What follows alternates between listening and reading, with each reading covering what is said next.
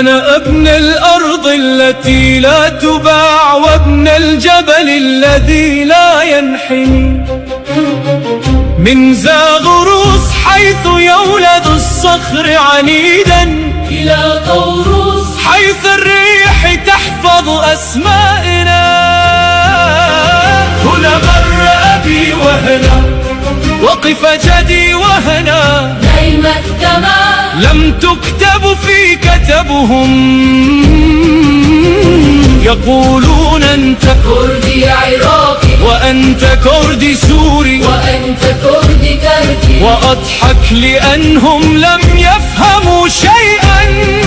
أنا لا أقسم كما قسموا الأرض ولا أجزم، كما جزأوا التاريخ، أنا أرض واحدة وروحي واحدة وسم واحد، كردستان. هذه أرضي ليست هدية من أحد ولا منحة من حاكم، أنا لم آت إليها بل خرجت منها. هي دمي وهي لغتي، وهي لغتي وهي اسمي حين يناديني الزمن. ولو ضاقت بالأرض سأضع كردستان في قلبي وطنا، ولو أغلق الحدود في وجهي، سأفتح في صدري طريقا نحوها. ولو حاولوا محوي من الخرائط سأكتب نفسي في الجبال، وفي النار وفي ذاكرة الأطفال.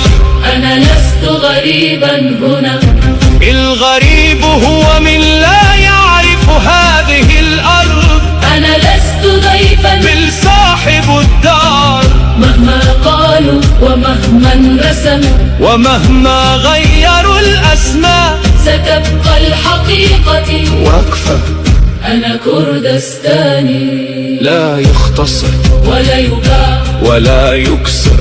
أنا الذي إذا سقط ينهض 1000 مرة، وإذا صمت تتكلم الجبال باسمه، أنا الذي لا يحتاج اعترافهم، لأن الأرض اعترفت بي منذ الأزل. أنا كردستاني، ولست مجرد ابن لها، أنا نبضها وأنا وجاها، وأنا مستقبلها الذي لن يموت. أنا أسد كردستاني أمير أبو حديد.